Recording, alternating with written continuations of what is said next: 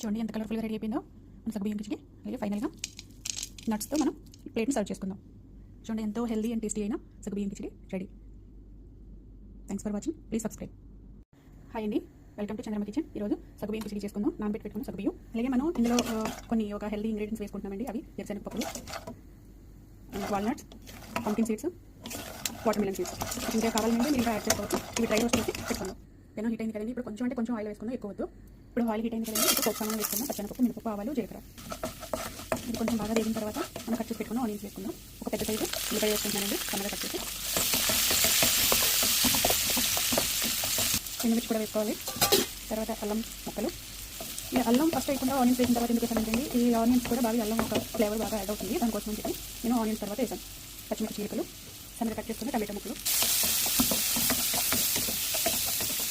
ఇది బ్రేక్ఫాస్ట్ అయినా తినచ్చు, లేదా నైట్ డిన్నర్ అయినా తినచ్చండి. చాలా హెల్దీ. డైట్ చేసేవాళ్ళకి చాలా బాగుంటుంది. ఒకసారి ట్రై చేయండి మీరు కూడా. నేను పొటాటోని ఇలా గ్రేట్ చేసి పెట్టుకుని వాటర్లో వేసేసి నానబెట్టానండి. ఇలా చేస్తే ఇందులో ఉన్న ఈ ఒక గంజి లాంటి ఒక పదార్థం అంతా పోతుంది. అందుకని చెప్పి నేను ఇలా చేశాను. ఇప్పుడు దీన్ని బాగా పిండేసి వేసుకోవాలి. మీకు కావాలంటే ఇంకా బీన్స్ అన్నీ యాడ్ చేసుకోవచ్చు. మీ దగ్గర ఉన్న వెజిటేబుల్స్ని బట్టి మీరు యాడ్ చేసుకోవచ్చు.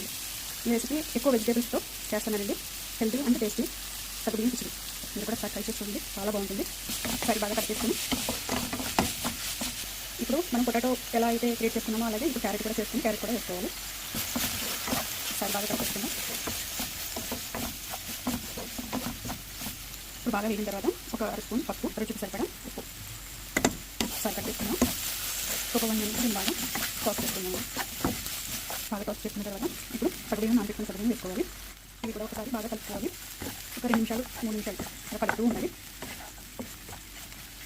చూసారా సగ్గుబియ్యం అంత బాగా చక్కగా అయిపోయింది, సాఫ్ట్గానే. ఇప్పుడు కొత్తిమీర వేసుకుందాం. బాగా ఒకసారి కలిపేసుకుని స్టవ్ ఆఫ్ చేసేసుకుందాం.